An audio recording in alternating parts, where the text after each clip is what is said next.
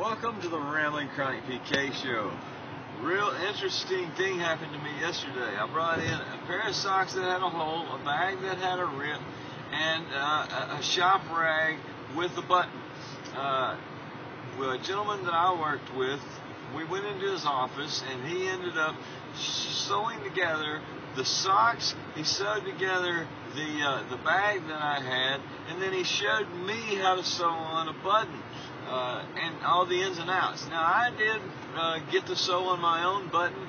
I didn't do a perfect job, but I did nonetheless learn enough to save my life. Then he demonstrated to me how it would be if you had nothing and you didn't have all the right utensils. So he went over, and we both believe in carrying survival packs. And in his survival kit, we always keep a parachute cord. So he took some parachute cord, pulled the string out of the center, and it has some really, just nice little string.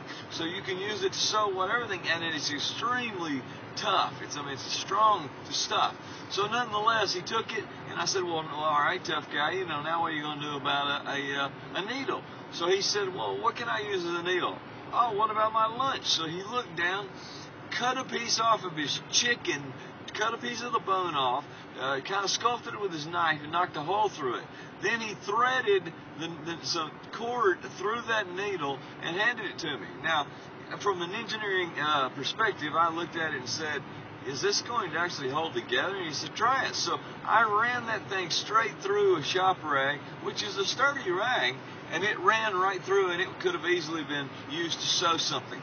So nonetheless, here I am, and I just learned how to sew a button, and learned that you can learn how to sew, and you can make things into improvised sewing out of just about anything.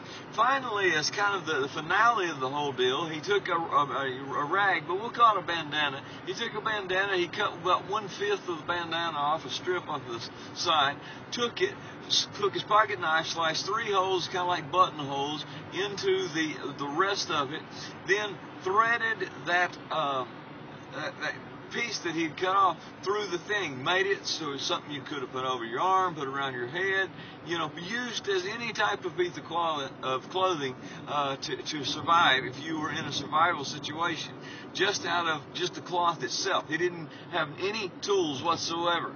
So it was amazing, and I am going to, in the next week or two, demonstrate these sewing techniques, because I certainly want you to learn how to survive as well. But I learned how to learn one of the most critical survival techniques at 41 years old at lunch. And I'm encouraging you to do the same thing. Get on board with us, watch the show, hang with us, and we'll learn to survive some stuff. But needless to say, we as guys, we should have learned this in school. Why did they not teach us like they did little girls? And why did they not show us how to do it? Is it because it's little girl stuff?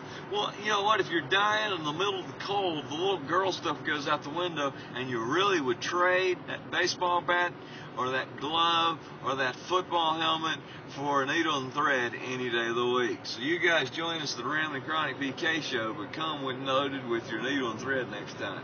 Take care.